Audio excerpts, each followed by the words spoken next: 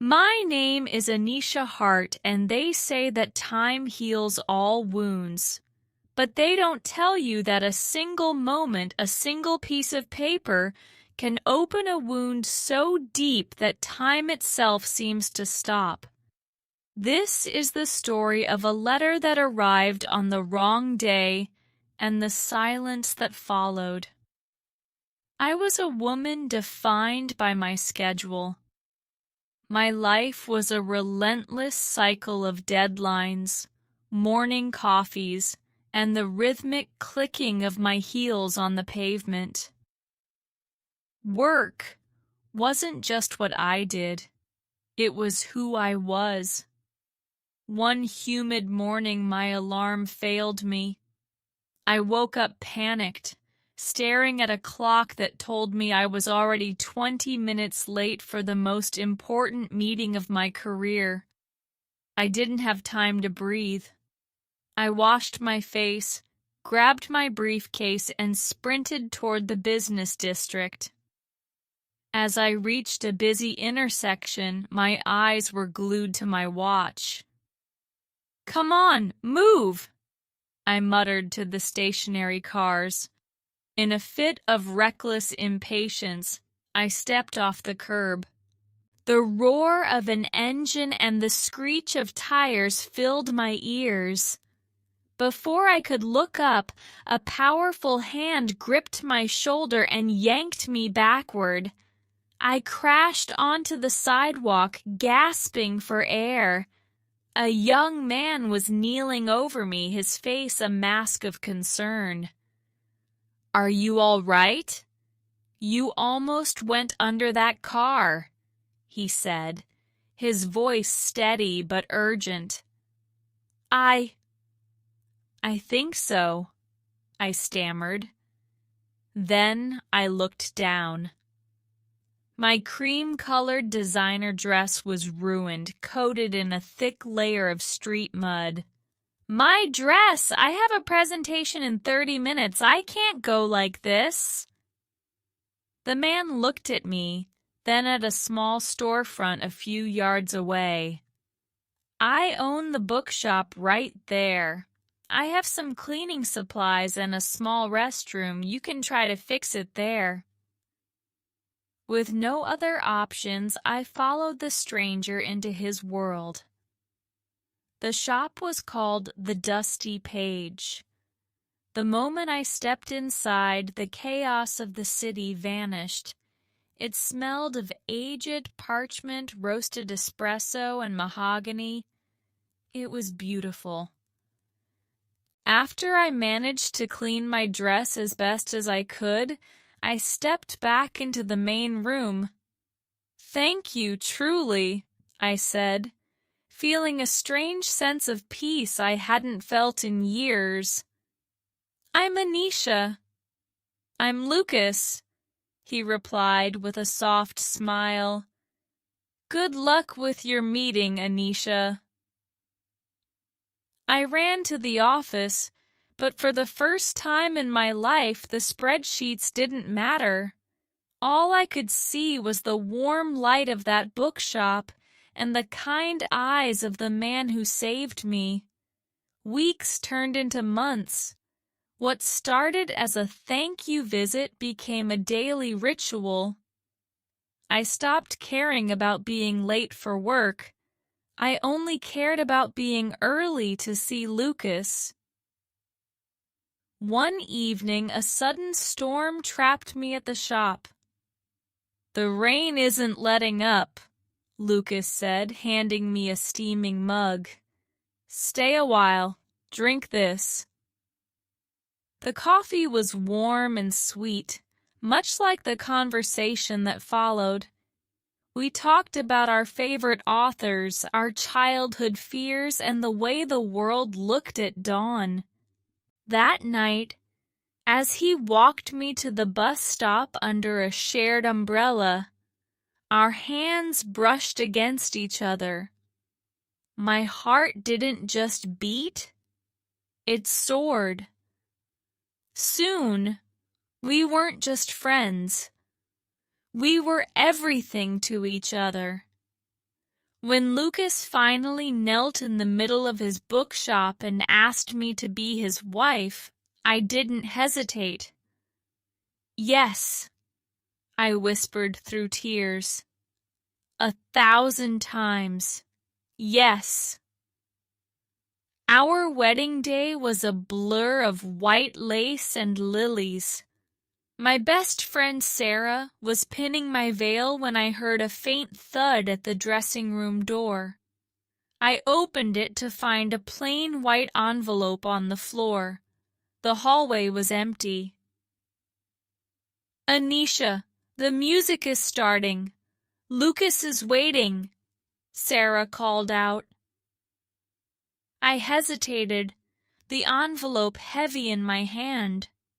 I didn't want anything to ruin this moment, so I shoved it into the bottom of my bridal bag. "Coming!" I cried out, stepping toward the altar. The ceremony was perfect. When Lucas looked at me and said, "You are my world," I believed him with every fiber of my being. I forgot all about the letter. 5 days into our marriage, life felt like a beautiful dream, but dreams are fragile.